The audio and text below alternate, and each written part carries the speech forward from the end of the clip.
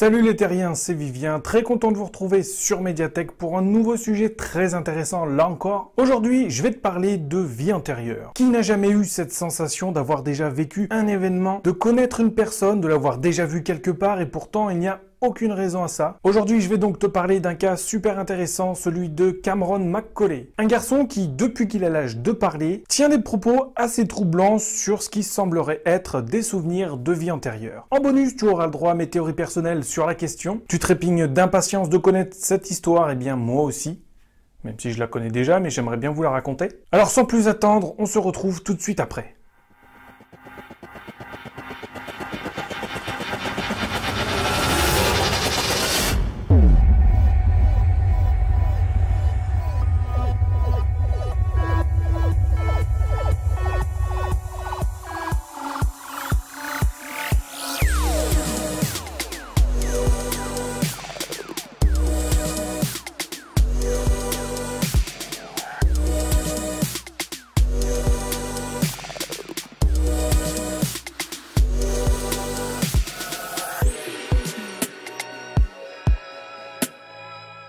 Avant de commencer, une petite remise en situation pour bien comprendre toute l'histoire.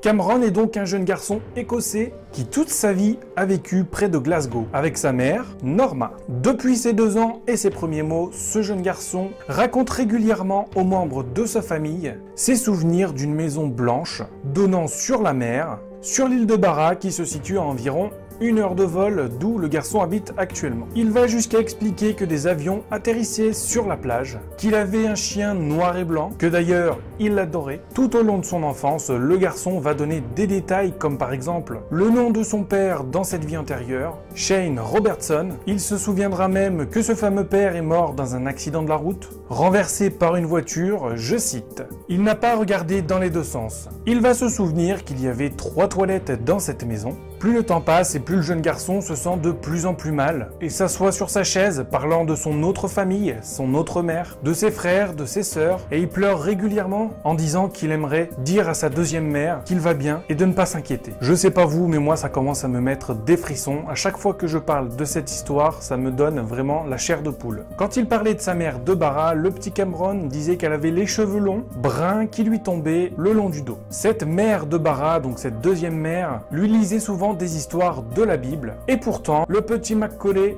n'était pas dans une famille particulièrement religieuse. Donc comment pouvait-il savoir l'existence même d'une Bible, de ces textes religieux, alors que sa mère ne lui en a probablement jamais parlé? En tout cas, elle a déclaré ne jamais avoir lu d'histoire de la Bible à son fils à la maison. En 2006, une compagnie cinématographique va s'intéresser à l'affaire du petit Cameron et décide de chercher cette maison et de lui payer le voyage, accompagné bien sûr d'un psychologue pour enfants.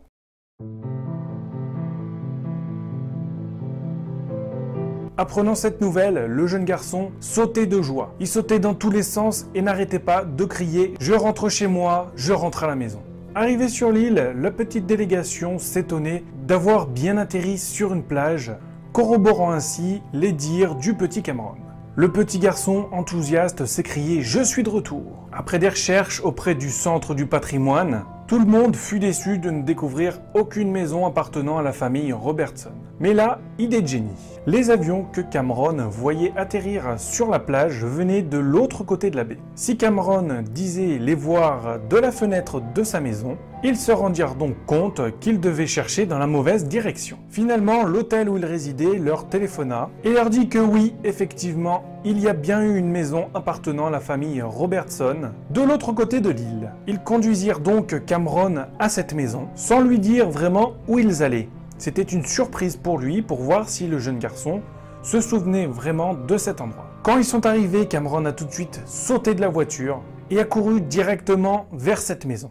Il l'a tout de suite su que c'était cette maison. Mais aussitôt que Cameron a franchi la porte, il commença à devenir très pâle, très calme. Il se tenait debout, très déstabilisé, parce que jusqu'à présent, il avait reconnu la maison, il avait reconnu la porte, mais bien sûr, au fur et à mesure des années, les lieux changent, la décoration, etc. Tout en courant autour de la maison, il montra toutes les pièces où il avait vécu. Les 3 toilettes notamment.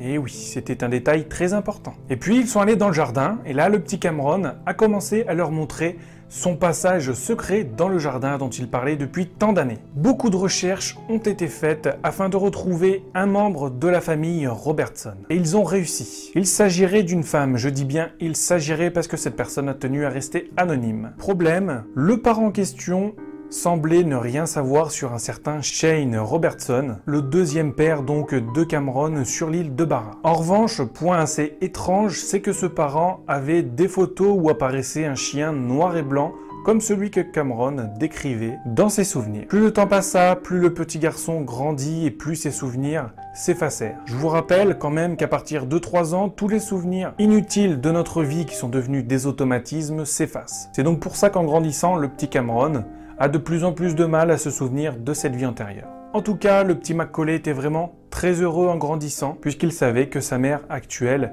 croyait en son histoire. Et le clou du spectacle, pour finir, un jour, sa mère lui demanda « Comment es-tu arrivé jusqu'à moi ?» Le petit Cameron lui répondit « Je suis tombé et je suis entré dans ton ventre. » Il dira à un de ses amis « Ne soyez pas inquiets de mourir, vous reviendrez à nouveau. » Voilà donc une histoire absolument troublante.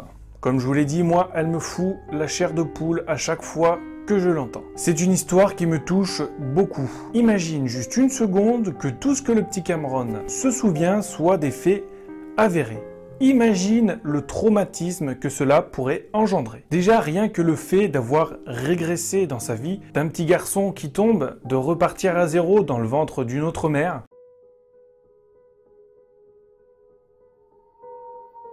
Je vais maintenant vous donner quelques théories personnelles, bien sûr vous pourrez les compléter dans les commentaires si vous le voulez, ou même donner vos propres théories. Cette vidéo est aussi faite pour partager nos connaissances, partager un peu notre ressenti sur des choses qui sont un peu étrange, inexpliqué. Cette chaîne a été conçue spécialement pour ça, alors je compte sur vous. Première théorie, ces souvenirs ne sont pas les siens. Les souvenirs du petit Cameron, enfin je dis petit, à l'époque il était petit, maintenant il a dû pousser, il est grand, enfin j'espère pour lui du moins. Ce sont des souvenirs qui auraient été captés de par une sorte de don de clairvoyance. Pour moi, un enfant il est beaucoup plus réceptif qu'un adulte aux phénomènes paranormaux. Donc pour ma part, je pense que c'est très probable que ce garçon ait à un moment capté dans une inconscience collective ces informations, que son cerveau, qui est encore très jeune, les ait rangées dans une mauvaise case, la case des souvenirs de sa propre vie plutôt que la case des souvenirs de la vie de quelqu'un d'autre. Parce qu'en y réfléchissant bien, c'est à peu près le même phénomène qui se produit pour les sentiments de déjà-vu. Pour un déjà-vu, l'information que vous voyez est stockée dans la mauvaise case de votre cerveau. Elle est stockée dans la mémoire à long terme et non pas dans la mémoire immédiate. C'est pour ça que vous avez l'impression que ce que vous voyez actuellement, vous l'avez déjà vécu,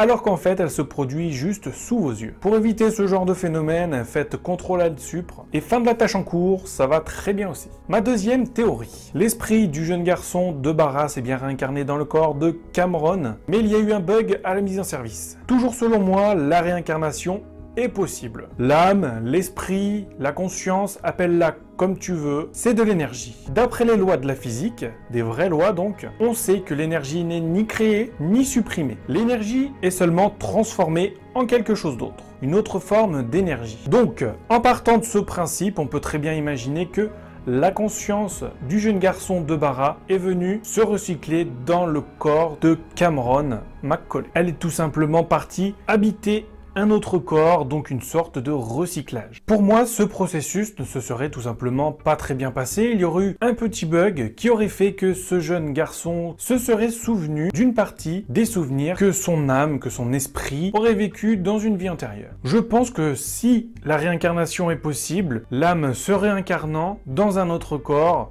on nous efface la mémoire de cette autre vie. Je pense que certains des souvenirs n'ont pas pu être effacés parce qu'il y a eu un bug, quelque chose dans ce genre-là. En gros, c'est un formatage qui a mal tourné, un disque dur défaillant, un problème de serveur dans le réseau de l'inconscient collectif, par exemple. Troisième théorie, le jeune Cameron a juste beaucoup d'imagination. Malgré tous ces éléments, le psychologue qui accompagnait la famille à Barra a déclaré qu'il s'agissait simplement d'un enfant qui avait énormément d'imagination. En gros, il aurait tout inventé. Pour le psychologue, l'enfant aurait pu voir cette maison à la télé par exemple et inventer une histoire qu'il aurait fini par croire lui-même. Après tout, sans sceptique, on s'ennuierait, non? Voilà donc pour 3 théories que je pense probables pour ce cas-là. Bien sûr, chacun se fera son propre avis sur le sujet, mais que tu y crois ou non, l'histoire soulève beaucoup de mystères. Comme je te l'ai dit tout à l'heure, si toi aussi tu as des théories que tu veux partager avec nous, n'hésite pas à le mettre en commentaire. Tu peux aussi me dire si toi tu y crois à la réincarnation, aux souvenirs de vie antérieure, ou si tu penses que c'est simplement le garçon qui a tout inventé. C'était Vivien et on se retrouve très vite pour de nouveaux mystères sur Mediathek, votre chaîne d'infos alternative. À la prochaine!